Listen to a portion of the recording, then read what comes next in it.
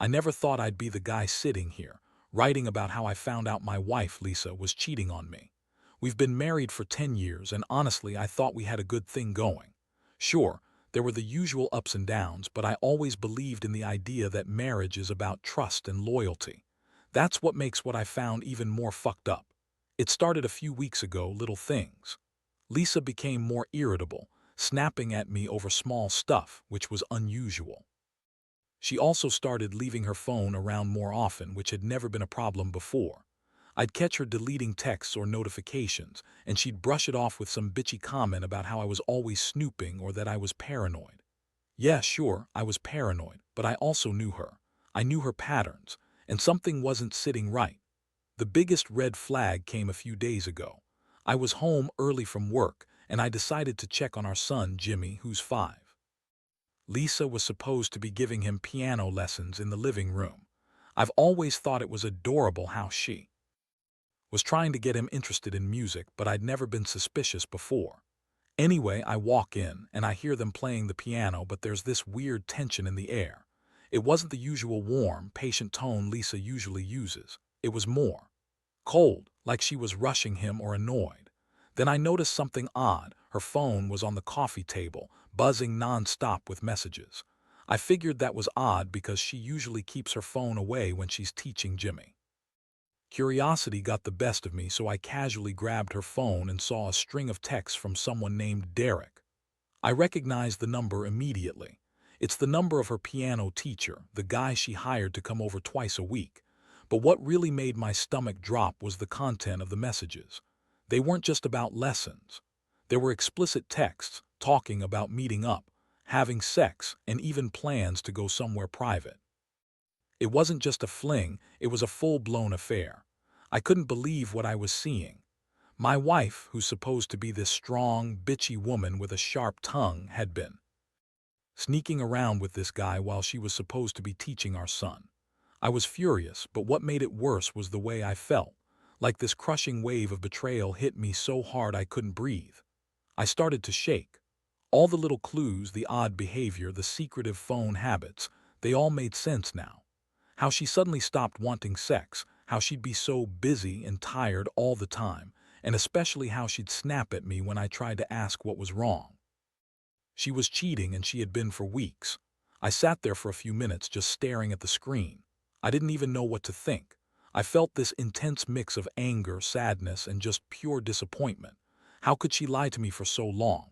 How could she let this other man, this Derek, invade what I thought was our life? I wanted to confront her right then, but I knew I had to be smart about it. I needed to plan my move, think about what to say, how to handle her. But honestly, all I could feel was this burning desire to make her pay. She crossed a line I never thought she would, and now I had the proof right in front of me. After I saw those messages, I couldn't just pretend I didn't know anymore. I needed to get my head straight, but it was damn near impossible. My mind kept spiraling, thinking about all the times she lied, the moments she probably cheated on me without even thinking about how much it would hurt. I felt sick, betrayed in a way I never thought possible, and honestly, I felt like I was drowning in a sea of anger. I kept the phone in my hand, staring at the screen, trying to decide what to do next. I mean, part of me wanted to just storm into the living room and tear her apart, but I knew I had to be strategic. If she found out I knew, she'd deny everything, probably lie her ass off, and I'd be back to square one. So I waited. I waited until she finished the lesson with Jimmy and started heading to the kitchen, pretending everything was normal. That's when I called her. I told her I needed to talk to her about something serious. She looked annoyed, like I was bothering her, which just made my blood boil. When she finally came into the dining room, I just laid it out. I told her I knew about her affair, that I saw the messages, and that I wasn't going to pretend I didn't anymore. Her face flickered with this nasty, bitchy sneer. She rolled her eyes and started with her usual bullshit. "You're overreacting. It's not what you think. I don't know what you're talking about."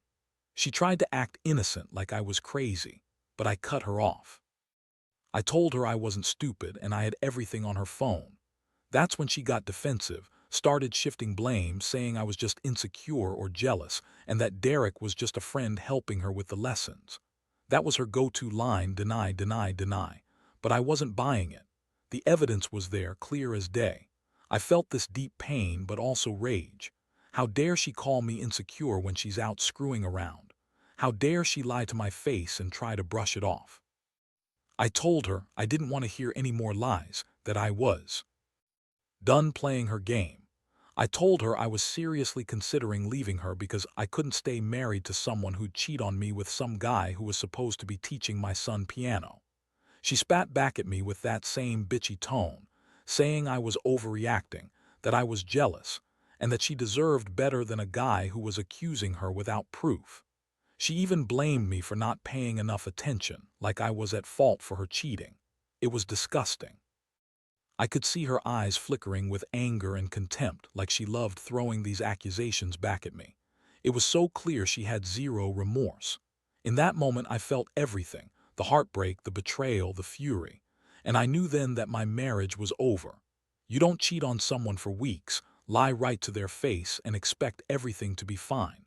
I felt like I'd been hit by a truck, and everything I thought I knew about her, about us, was crumbling. I told her she needed to leave, that I wouldn't be able to look at her the same way again, and that I needed some space. She stormed out of the room, still trying to deny everything, still trying to make me doubt myself. That night I couldn't sleep. I kept replaying the scene, hearing her voice, watching her sneer, feeling the sting of betrayal. My stomach was twisted, my chest heavy. I kept asking myself how I'd let things get this bad, how I was so blind. But deep down I knew the truth. I'd been naive. I'd trusted her too much. And now I was paying the price for that trust. I realized I couldn't fix this overnight. I had to decide what I wanted, whether to fight for my marriage or walk away completely. But one thing was clear: my world had changed forever. The days that followed were a blur of chaos and soul-searching. I couldn't escape the image of those messages, the look in her eyes when I confronted her, or the sick feeling that I'd been living a lie all along. I tried to act normal around Jimmy, putting on a brave face for him, but inside I was falling apart. Every time I looked at her, I saw a stranger, someone I'd once loved, now just a source of pain and betrayal. I spent a lot of time thinking about what I should do next. Part of me wanted to storm out, to grab my stuff and leave while I still could. But another part kept telling me to be smart, to think this through. I needed a plan, not just an emotional outburst. That's when I decided I'd need to gather more evidence, just in case I decided to do something more serious. I bought a hidden camera, disguised as a regular clock, and installed it in the living room where Jimmy practiced piano. I figured if she was sneaking around with Derek, this would catch her. The first few days of footage were eye-opening. She'd never suspect, always telling me she was working late or running errands, but the camera showed her sneaking off with Derek later in the evenings. They'd go into the guest bedroom, close the door, and I could hear muffled voices, definitely more than just piano lessons. Watching her on that footage, so confident and brazen, made my stomach turn. I'd always thought she was a bitchy, sharp-tongued woman, but this was something else entirely. She was a fucking adulteress. The emotional toll was brutal. I oscillated between furious rage and profound sadness. I kept asking myself how I could have missed the signs, how I ever trusted her. My mind kept replaying all the little moments: her cold attitude when I wanted intimacy, her sneaky phone habits, the way she'd brush me off when I tried to talk about us. It all made sense now. She wanted me blind so she could have her fun with Derek, and she didn't even care that I'd find out. One night I finally decided I couldn't just sit around waiting. I needed to confront her again, face to face, and see what she'd say this time. I called her at work, told her I wanted to meet. She was bitchy from the start, acting like I was overreacting. When she finally arrived home, I told her I had something to show her. I turned on the hidden camera footage on my phone. Her face drained of color when she saw herself sneaking out with Derek, her hand on his chest, her lips pressed against his. She tried to deny it, but the evidence was too clear. Her reaction was a mix of anger and denial. She started screaming that I was stalking her, invading her privacy, like I was the bad guy here. She told me I was crazy for trusting a bitch like her and that I needed to get a life. Her words cut deep, but I was too numb to care. I told her she'd crossed a line, that I couldn't trust her anymore, and that I was done with her bullshit. I told her she needed to leave that night, and she refused at first, screaming about her rights and how she was going to fight me for custody of Jimmy if I tried to throw her out. That's when I finally snapped. I told her if she didn't leave peacefully, I'd call the cops and have her forcibly removed. She looked like she wanted to spit in my face, but she finally grabbed her purse and stormed out, yelling that she'd take everything. Watching her walk out that door, I felt this strange mixture of relief and devastation. It was like a part of me wanted to break down, but I held it together.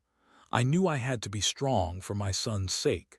That night, I sat alone in the quiet house.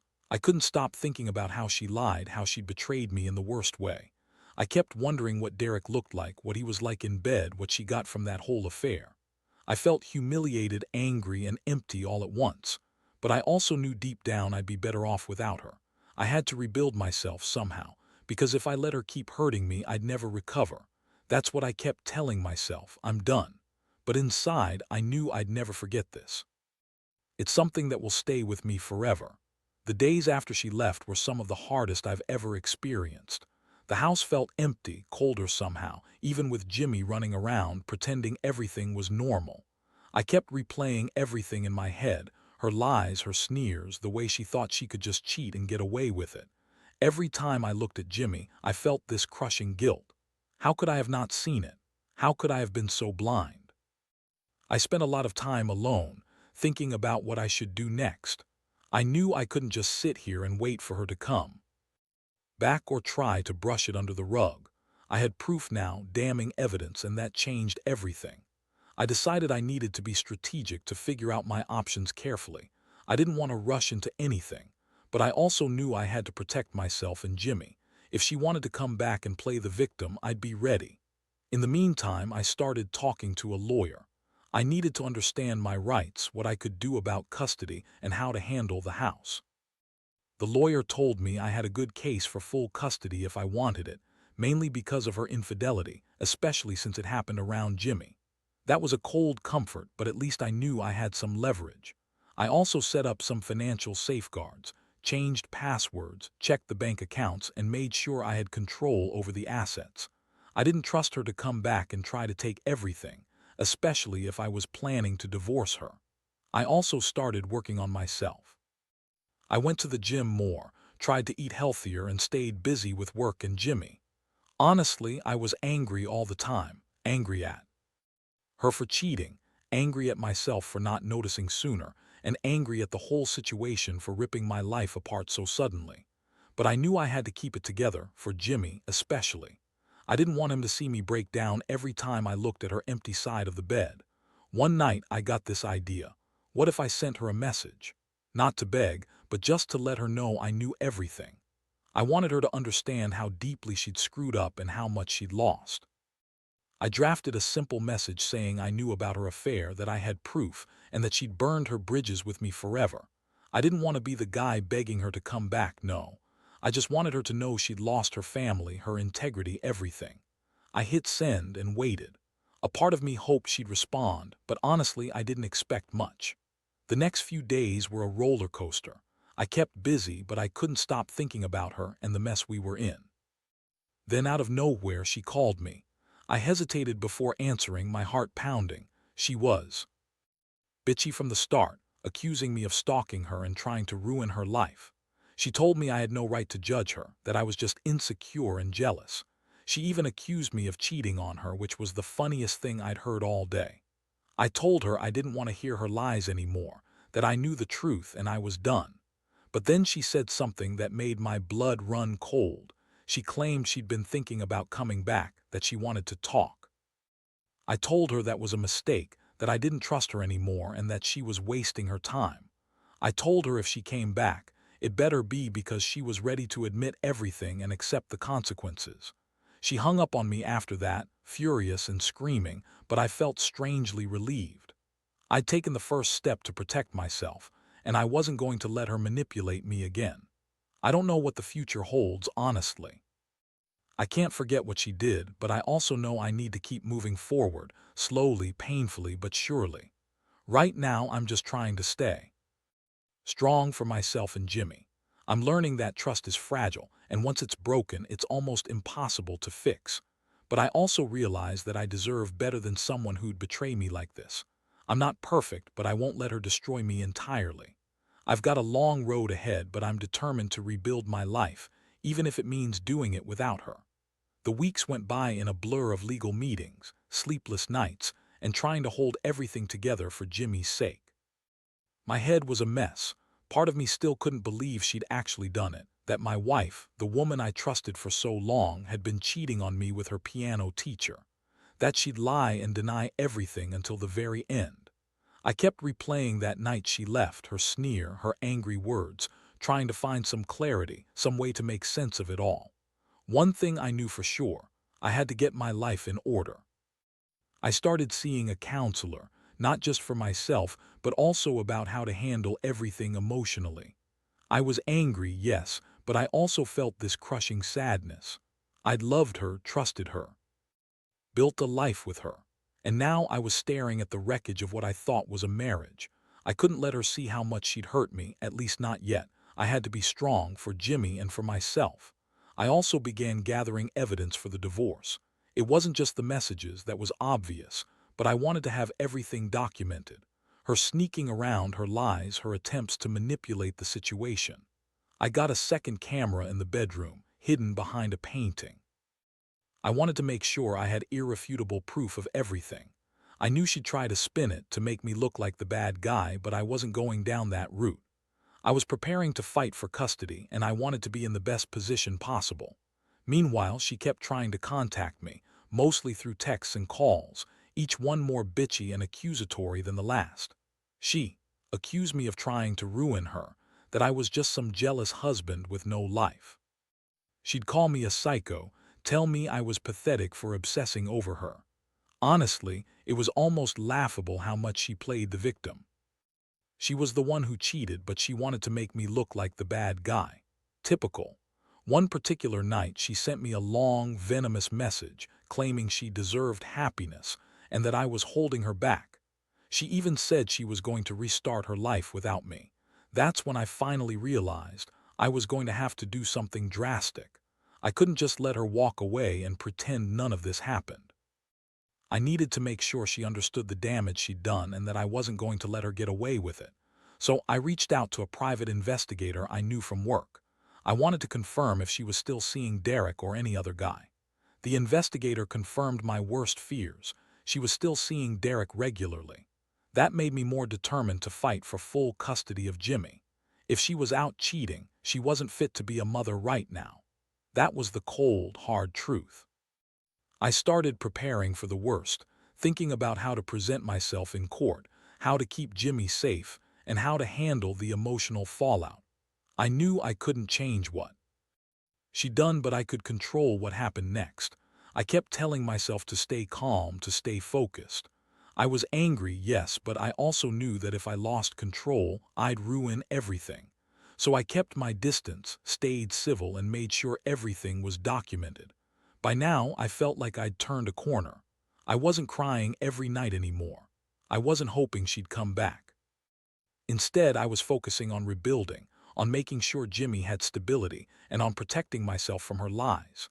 I realized that sometimes the best revenge was just moving on, making a life without her. I didn't want her back, not after what she did. I wanted to be the man my son deserved, a man who learned what betrayal really means and still stood tall. Yeah, the pain was still there, but so was a newfound resolve.